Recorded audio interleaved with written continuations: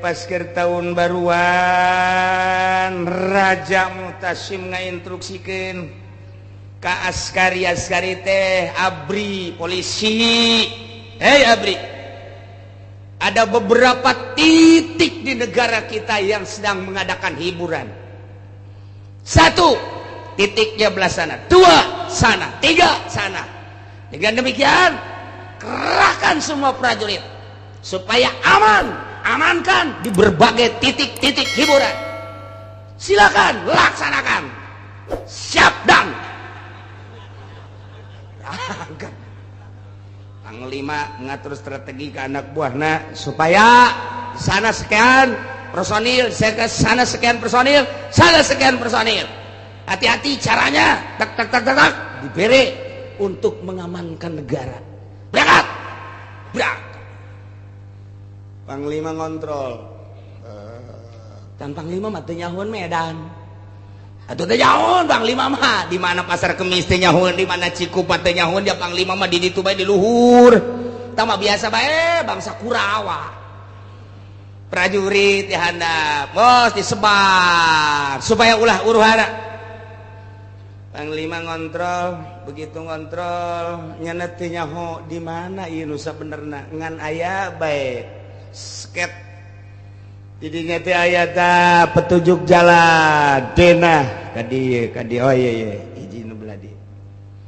Kulantaran rasa ragu aya aki-aki didinya teh ditanya, "Ki, di mana tempat hiburan, Ki?" Tempat hiburan di mana ya, Ki? Ya kan tahun baruan, Ki. Tempat hiburan mata pengkolan didinya aya imah aki belah hareupna didinya aya ngeplak eta tempat hiburan didinya. Ya terima kasih Ki. Ya begitu sesuai jeung petuduh aki-aki pengkolan aya imahnya na ka ditu bener aya nu ngeplak sial kuburan ieu mah. Cak Panglima aing geus datang deui ka si Aki ngalojokeun aing teh nyaho aing Panglima meureunana. Datang deui ka dieu nya, Ki. Ulan. Tempat hiburan di mana? Kan tadi geus dituduhkeun cak anak. Penggolan di dieu imah eta imah Aki, aya jalan ka belah dituna nu ngeplak eta tempat hiburan. Tama kuburan Ki. Eta. Tempat hiburan masa kuburan.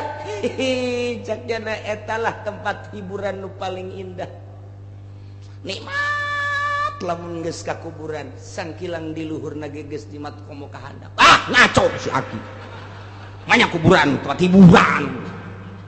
Sakali deui Ki. Kula ieu adalah Panglima keur ngatur strategi untuk keamanan geus dibagi sekian personil. Nah, kula ieu teu nyaho ieu jejak arahna ieu ka mana ieu tempat hiburan cabat Ki di daerah dieu. Eta tempat hiburan ulah macam-macam Ki ka ditampiling. Kugu eta buaplok. Alhamdulillah cak si Aki. Makarak ditampiling alhamdulillah cak Panglima. Kuat amat ibu jelema ya kencak waris siapa. Ki, tempat hiburan di mana? Eta di dieu. Tampilin deh kencak. Jok ya. Alhamdulillah. Di talian si Aki. Tapi di jero hatena mah ieu sih jelema bener apa lain. Jeung ulama tah lain. Lamun kiai ieu atuh aing bahaya cek nya. Aya pikiran mah kos kitu aya. Polisi abri ka kiai mah aya bae sanajan galak ya tetep bae aya. Sebab dianggapna kiai mah deket ka Allah kecuali Kiai Golkar. Kalian gunyana diseret dibawa ke istana. Laporan Tuan Raja. Ya. Eta sa aki-aki. Jaga kana hudang. Begitu hudang, raja langsung nangkep. Wah. Cak Panglima aing ya bahaya ieu. Cium tangan raja. Oh, kiai. Wah, bener bae. Silaka. Cek Tuan Raja, buka. Tuh bener. Asana nasib aing mah ieu mah geus diturunkeun ka jero. dibuka dihormat ku Tuan Raja didiukeunana di tempat tamu anu istimewa tempat tamu naon kitu penggede nyana di luar ge nasib asana aing mah kumaha meureun. Aduh, tapi panaing mah nu jelas ndek laporan bae ke Tuan Raja. Dan ya mangga Tuan Raja. Nyaho teh ieu? Henteu. Ieu Kiai Ibrahim bin Adham. Kiai di negara urang teh ieu. Dek nanya naon anjeun ka dieu? Urusan Islam, urusan iman, urusan ihsan ieu kiaina. Kunaon kumaha dina? Coba ka di laporan kunaon mantak dina? Nyana ngahinakeun abdi. Kunaon mah ngahinakeunana? Abdi pan ditugaskeun ku raja titah ngatur strategi keamanan ku abdi entos disebar beberapa personil ke berbagai tempat-tempat hiburan supaya aman. Ayo, kula kebeneran kontrol teh nyaho di daerah eta teh di mana tempat hiburan ngaranna ge pan abdi mah di luhur bae keur ngontrol anak buah. Nanya kaki ieu tempat hiburan di mana dituduhkeun ku nyana kuburan. Bener Kiai? Nuduhkeun kuburan bener. Pan atuh Kiai bisa nuduhkeun tempat hiburan ka kuburan lain tempat hiburan masih. Tuan Raja jeung Panglima ku bodo-bodo teh. Tuh Kiai mah kos kitu tah. Raja tinggal raja di bodo-bodo. Atuh bongan nyana nanyakeun anak kula. Sedangkan kula mah pan umur teh geus kolot. Hiburan jelema geus kolot mah ieu adalah kuburan. Lamun aya jelema geus kolot masih luntang-lentok ka tempat hiburan lain kuburan, atawa lain jelema jurig kos kitu mah. Kayak stop Raja. Stop. Acak-acakan ya urusan dia cak. Ibrahim bin Adham geus. Aya nanya hiburan ka budak ngora. Kanu teu nyaho kaler kidul, jelema anu kasarung, jelema katulimbang tanyakeun. Lamun jelema nanya ka jelema nu teu katulimbang pasti nanyakeun tempat hiburan kuburan. Tah Panglima ieu hiburanna geus kudu di kuburan. Raja hiburanna geus kudu di kuburan. Nyaho sia. Aduh, Dan amankeun Dan.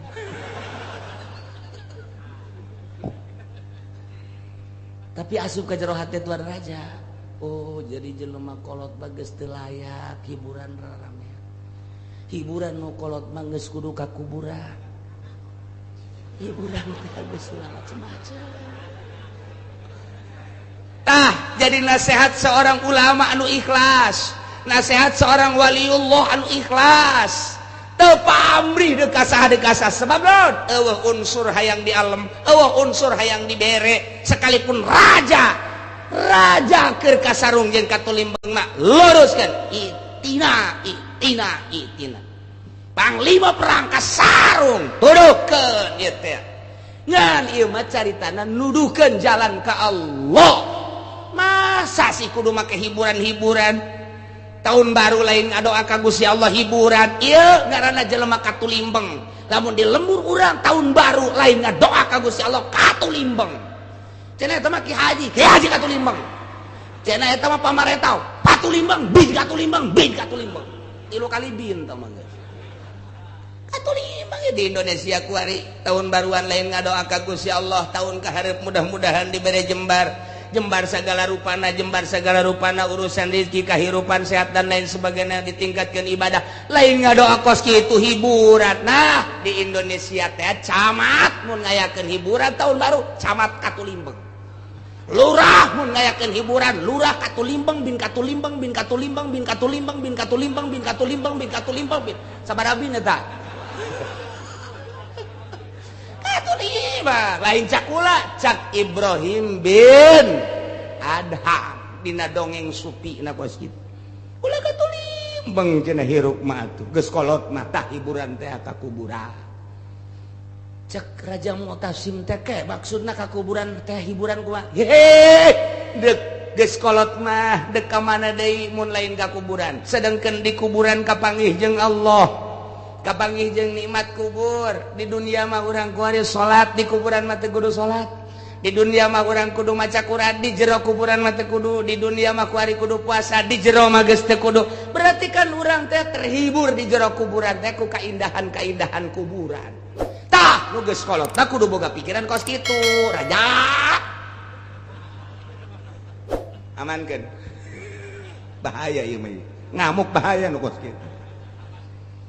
Cek Raja Mutasim Kiai geus lah ulah loba omong ku imah dibere bingkisan bae nya bawa ka imah geus ulah loba omong hiburan atuh kami anu karolot di dieu geus teu kudu hiburan mama mah di itu di imah bae geus naon dieu bingkisan naon hah gede apa leutik itu kan pod gede leutik ya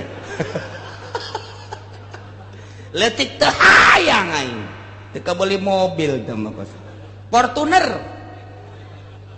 tah kan bloon eta ge kos gitu tah tapi Ibrahim bin Adham haram kura nganasehatan raja nganasehatan panglima kudu nyokot hadiah haram beusi nasehat kula diojol jeung nasehat jeung hadiah haram kula mah wari ulah coba-coba nasehat kula diojol jeung hadiah kula titik kula mah dek balik bae lantaran kula ka dieu diseret kula seret deui ka ditu ulah jagur raja ulah aya tuh banyak seret deui sakumaha aslina bae kula mah geus pokona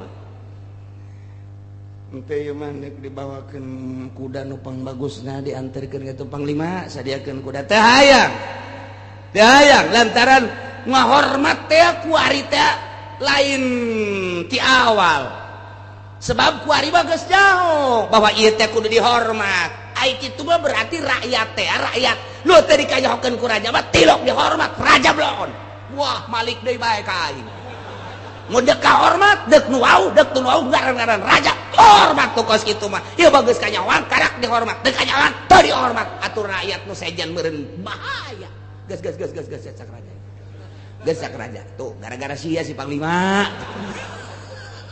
apalah ya nasihat cek jangan gas kula mah hadiah moal diojol nasihat kula jeung hadiah dek dipersilahkeun make kendaraan bagus teu hayang ka ulama mun teu daek nyeret kula mah dek lempang bae balik ka ditu henteu kula mah dek balik wah kajen teh disadiakeun kendaraan bagus tetep lantaran awalna teu bagus ieu lamun awalna dihormat kemudian dipapageun balik lagi dipapageun oh masalah kula mah geus moal robah tapi awalna ieu kos kieu geus sayang kula mah ulah balik kula mah wassalam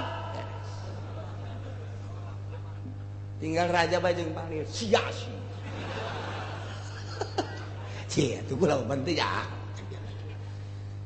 di jalan kapanggih yeui jeung wakil panglima stop berani-berani jelema cumplang-campling kieu ka istana mah teu meunang didatangan ku jelema cumplang-campling kieu kudu make bintang minimal bintang 7 puyang-puyang sia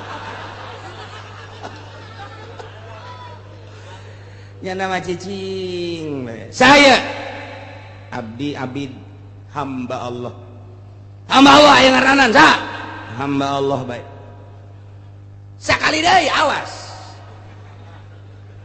sakali deui awas hiji dua katilu teu ngajawab nu bener lista maja utama sikap teu nyaho ye wakil panglima saya abdi hamba Allah talian deui talian diseret deui ka istana lapor ya cek tuan raja abdi mau sakitan saya teu beres si jelema coba udangkeun begitu datang yo kiai deui bae cak panglima sia ka wakil kunaon diseret eta emang kunaon kagak balik ti dieu nang nyeret aing aduh cek mana aja ke aya perihal naon deui nangtung dio ke lapar coba lapar ka kunaon ieu mantak diseret abdi menghormati tuan raja jeung istana sebab ieu keluar ti istana teu layak jelema kos kieu pasti ieu jelema edan wah ayo tetep kula untuk mengangkat martabat raja jeung istana demi bangsa jeung negara. Wah, temenang sambarangan asup ka istana jelema cumplang cambling, tapi tetep kula ditanya saha nyana ngomongna hamba Allah. Tanya kedua kali deui saha hamba Allah. Cakula hamba Allah ge boga ngaran. Lamun teu ngabejakeun ngaran kukula diseret dibawa ka istana laporkeun ka tuan raja, tetep cak nyana hamba Allah. Ieu kan merupakan penghinaan. Masa hamba Allah bae. Kiai cek tuan raja kunaon atuh teu ngabejakeun ngaran kok hamba Allah bae. Eueuh deui nu pangmulyana cek Ibrahim bin Adham. Ieu adalah pengakuan hanya hamba Allah. Justru kula mun ditanyana lain ku macem panglima, mun ditanyana lain ku raja, mun ditanyana lain ku wakil panglima, kula ngaku kula ngaran Ibrahim bin Adham. Komo ditanya ku murid kula, komo ditanya ku rakyat mah, ditanya ku sasak kula ngaku Ibrahim bin Adham.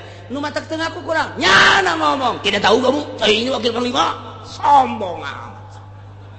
Untuk menghilangkan kesombongan pasti cekula-kula diseret deh ke istana. Tak titip cek Ibrahim bin Adham. Raja ulah ngarasa jadi raja, panglima ulah ngarasa jadi panglima, kakarak jadi wakil RT. Ya wakilnya anda sombong jasa. Kamu tidak tahu saya wakil panglima? Mana etika Islam apa kudu kitu? Rakyat tadi urusan ngaku panglima, rakyat tadi urusan ngaku wakil panglima, rakyat tadi urusan ngaku raja. Dekat kerajaan saha jurig. Tuh, cak raja pan kieu deui wae. Blabe ieu mah ya. Lepaskan deui. Cek wakil hampura tuan raja emang tadi geus di tes dia. Tadi sanu nyeret panglima, tuh sia kan. Silih salahkeun panglima jeung wakil. Geus balik deh, balik Ibrahim bin Adham. Tinggal raja, panglima jeung wakil. Urang kumaha ya geus kieu. Urang dinasehatan mun lain dinasehatan teh mah dicarekan ngaranna. Atuh terserah raja cak panglima teh. Berarti urang di mata rakyat teu bagus. Berarti urang di mata rakyat sombong. Berarti orang di mata rakyat iya aduh takabur ujub. Nah iya kudu kumaha coba orang perhatikan negara orang, rakyat orang supaya kondusif deui. Yang capek ngadenge kondusif. Di koran kondusif, di TV kondusif. Komo orang Golkar mohon negara kita alhamdulillah kondusif. Bau hitut aing mah ngadenge lagi kondusif.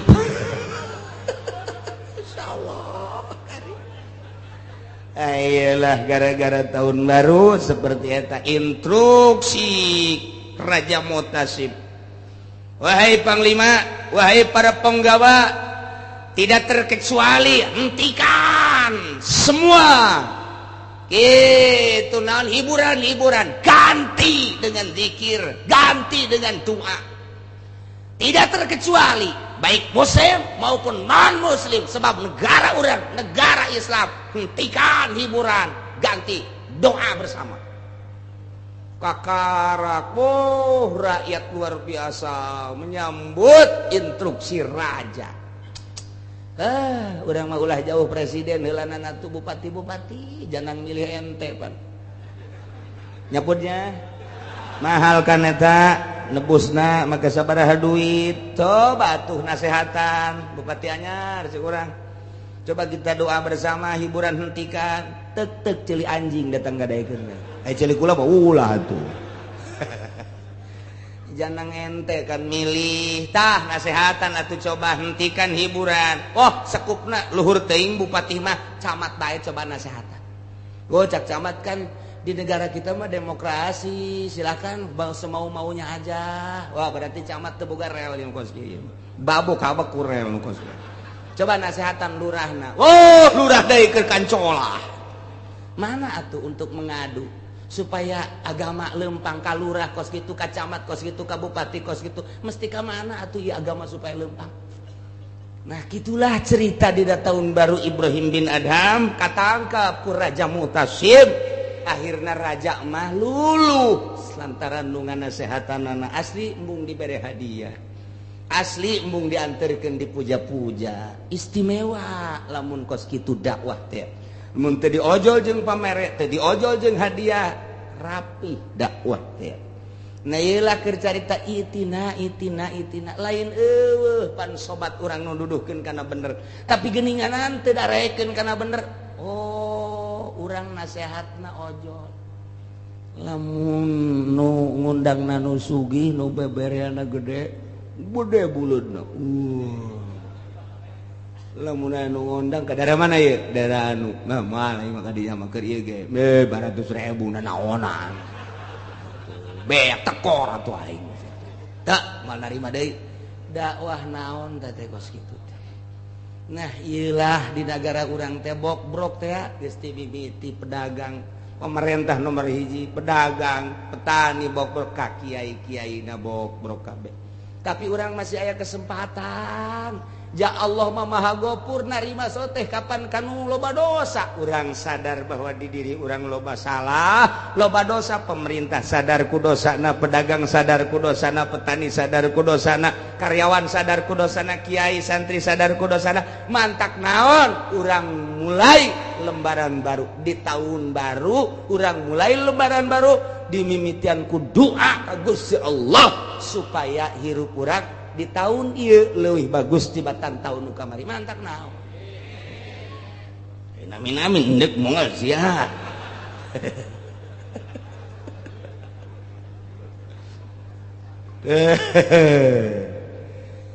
walahu ashabu yad'unahu ilal huda itina cek babaturan ye ka dieu ye tapi pala yujibuhum tiraek nyubadanan kul bejakeun ku anjeun Muhammad inna hudallahi huwal huda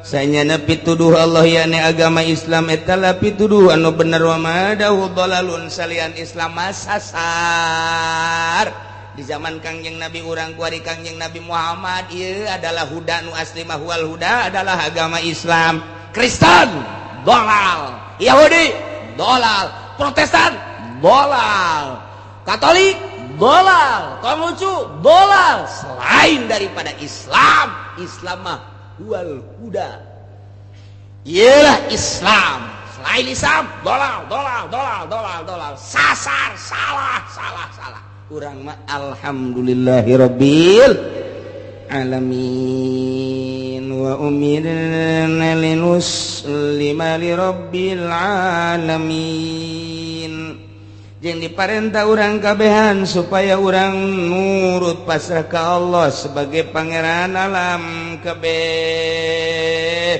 bisa wa urang umirna diparentah urang sadaya ay aslimu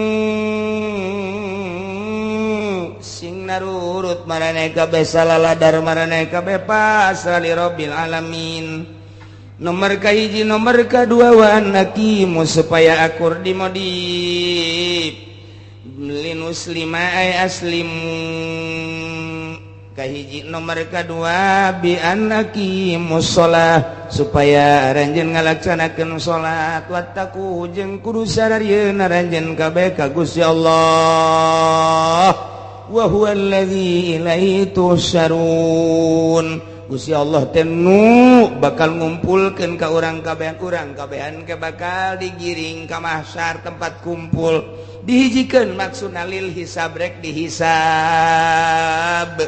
dirang bakal ditanya umur sabaraha urang dipake naon eta umur salia di dunia urang boga harta dikamanakeun eta harta urang salia di dunia nyokotna ngalana ngahasilkeun meunang ti mana digunakeun ka mana nu boga ilmu bakal dihisab ilmuna sia dibere ilmu digunakeun ka mana eta ilmuna dipake nuduhkeun ka aing apa dipake di dunia ieulah nu bakal dihisab kabelah ditunangke mata urang diperbandingkeun ciri urang diperbandingkeun antara bener jeung salahna sungut urang irung urang kabeh awak urang nah ieu bakal dihisab engke ialah wa ilaihi wa huwal ladzi ilaihi tusarun bakal digiringkeun dihijikeun dikumpulkeun ke jaga di masyar urang bakal neuleuh timbangan mizan ngaranna belah ditu bakal neuleuh jembatan Shiratal Mustaqim seuneu ngagedur-gedur belah ditu neraka ke aya surga nu bisa nyebrang di jembatan Shiratal Mustaqim berarti lulus ka surga nu teu bisa nyebrang